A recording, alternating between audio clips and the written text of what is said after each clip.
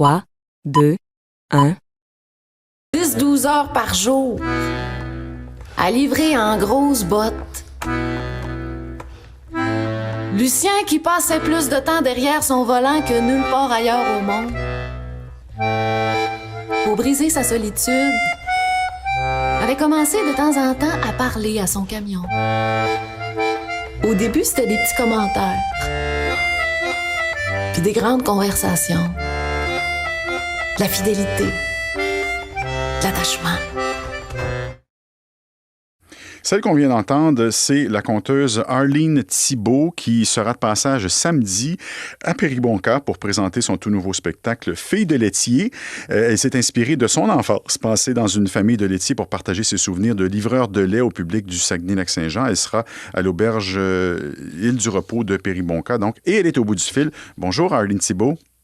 Bon matin. Donc, vous êtes fille de laitier, c'est pas, c'est rien d'inventé. Cette partie-là, à tout le moins, elle n'est pas inventée. Non, s'il y a quelque chose de vrai dans ce spectacle-là, c'est ce bout-là. Là. Il y a tout un mythe autour des enfants de laitier. Là. Souvent, on va dire ça de celui qui a les yeux verts dans une famille de yeux bruns. Oui.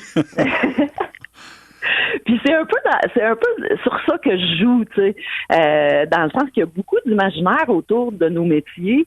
Et moi, je prends ça puis j'en fais de la matière à conte.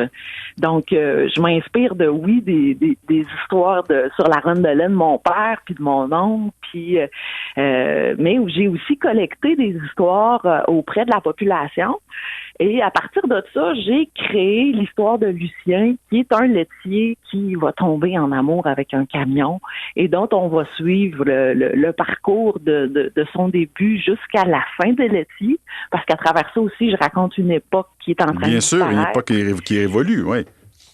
Donc, on va là-dedans dans un patrimoine qui est vivant, là, un peu comme les vieux contes des camps de bûcherons. Ben, il y a un nouveau folklore qui est en train de s'installer dans la mémoire collective. Puis moi, j'exploite là, ce nouveau folklore-là dans le cadre d'un thème qui est vraiment directement dans ma famille. Oui, parce que c'est une histoire de famille chez vous. Fille, filleule, arrière-petite-fille de laitier. Là, donc, c'est vraiment une histoire de famille. Ben oui, je joue dans les époques aussi parce que mon père, son parrain, qui était son grand-père, a livré à partir de sa ferme, là, il a livré à cheval. Il partait là, de la ferme puis il allait livrer à Lévis. Fait que on a aussi l'histoire de comment ça s'est transformé, la livraison à cheval, les bouteilles de vitre, à comment ça s'est transformé vers les camions, les différents camions. Mon père, il a eu 3 camions dans sa vie. Donc, des camions des années 50 jusqu'aux années 70-80. Puis, il y a beaucoup de ces petits détails-là qui sont magiques. Tu sais, les cartons qu'on mettait dans les fenêtres, les bouchons qui allaient sur les bouteilles de lait, la crème dont les gens me parlent, l'odeur du cheval, les sons, qui font que tout ça, c'est un territoire d'imaginaire qui fait du bien aussi à rappeler. Est-ce que justement, parce que bon, vous racontez, vous partez d'anecdotes familiales, mais j'imagine que dans le public, les gens qui vont vous voir, vous entendre, ont eux-mêmes des anecdotes à raconter. Est-ce que les gens vous alimentent de leurs propres anecdotes? Bien, quand je l'ai fait le collectage, les gens répondaient tellement que j'ai décidé d'intégrer une scène dans laquelle je demande aux gens de me partager leurs souvenirs de laitier.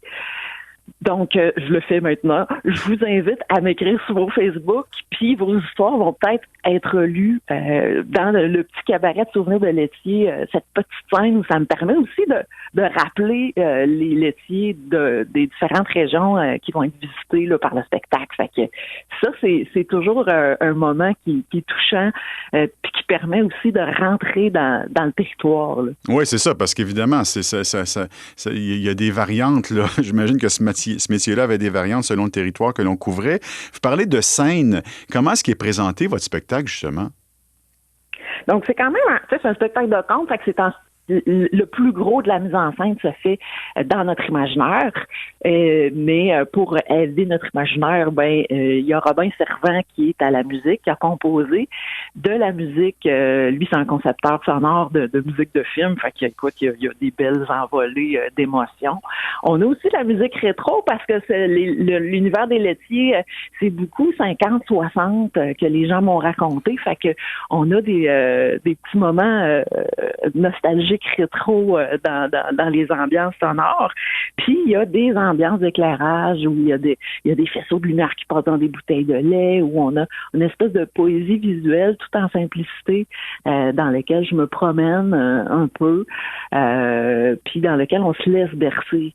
Donc c'est tout en douceur. En même temps, il y a des moments festifs. Ceux qui aiment la musique traditionnelle vont être gâtés parce que Robin, c'est aussi un accordéoniste musique traditionnelle.